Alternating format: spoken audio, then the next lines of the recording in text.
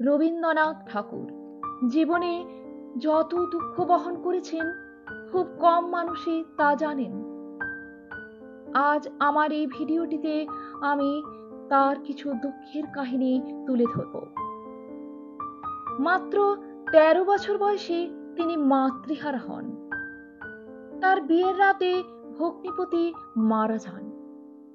৪ মাস পরে আত্মহত্যা করেন, যার প্রেরণা ও ভালোবাসায় তিনি কবি হয়ে উঠেছেন, সেই নতুন বৌঠান কাদম্বরী দেবী।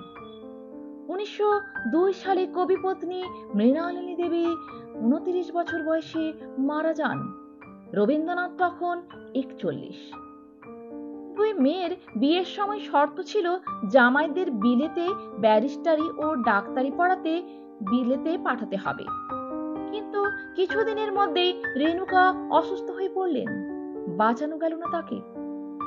১৯০৫-এ চলে গেলেন পিতা মহর্ষি দেবেন্দ্রনাথ ঠাকুর। ১৯০৭ সালে কনিষ্ঠ পুত্র ১২ বছর বয়সী কলেরায় মারা গেল। ১৯১৮ বড় মেয়ে বেলা অসুস্থ। বেলাকে প্রতিদিন গাড়িতে করে দেখতে যেতেন কবি। বাবার হাত ধরে মেয়ে বসে থাকতো বিছানায়। আর তখন রবীন্দ্রনাথের জামাই শরৎ টেবিলের ওপর পা তুলে সিগারেট খেতে খেতে রবীন্দ্রনাথকে ব্যঙ্গ বিদ্রূপ করতেন। একদিন বেলাকে দেখতে গিয়ে মাঝপথে শুনলেন সে মারা গেছে।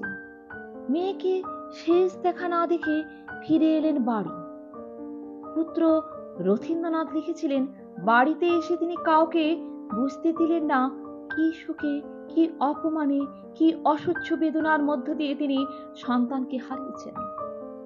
কবির ছোট মেয়ে মীরার বিয়ে দিয়েছিলেন নগেন্দ্রনাথের সঙ্গে, যাকে বিলাতে কৃষি বিজ্ঞানী করার জন্য প্রতি মাসে সেই সময় ৫০০ টাকা করে পাঠাতেন, আর নগেন্দ্র চিঠি লিখে আরো টাকা পাঠানোর তাগাদা দিতেন। প্রত্যুত্তরে কবি লিখতেন, আমার জমিদারি থেকে প্রতি মাসে ৫০০ টাকাই পাই, তার পুরোটাই তোমাকে পাঠায়। সেই নগেন্দ্র বিলাত থেকে ফিরে দুই সন্তান সহ মীরাকে পরিত্যাগ করে অন্যত্র চলে যান। কবির ৩ জামাই, যাদের প্রত্যেককে বিদেশে পড়িয়ে তিনি প্রতিষ্ঠিত করেছেন, তারা প্রত্যেকেই কোনো না কোনো ভাবে কবিকে দুঃখ দিয়েছেন। সারা জীবনে কবি দুঃখ পেয়েছেন বারে বারে, অপমানিত, উপেক্ষিত হয়েছেন অসংখ্যবার। আর্জেন্টিনার কবিপ্রেমী লেখিকা ভিক্টোরিয়া অকাম্পার সাথে তার সম্পর্ক নিয়ে কুৎসা করে সংবাদপত্র প্রকাশিত হয়েছে। কবি তখন ৬৪, নোবেল পুরস্কার প্রাপ্ত বিশ্ববরেণ্য সাহিত্যিক। কবি নোবেল প্রাপ্তি নিয়েও কিছু লোক তাকে ব্যঙ্গ করেছিলেন। চিঠি লিখে কবির কাছে জানতে চাইতেন নোবেল পুরস্কার পাওয়ার টেকনিক। সেক্ষেত্রে ভাবি পুরস্কার প্রাপক কবিকে অর্ধেক টাকা দিতেও তারা রাজি। শান্তিনিকেতনে সাক্ষাৎ করতে এসে কেউ কবিকে বলেছেন, রবিবাবু, আপনি কি এখনো কবিতা টবিতা লেখেন নাকি?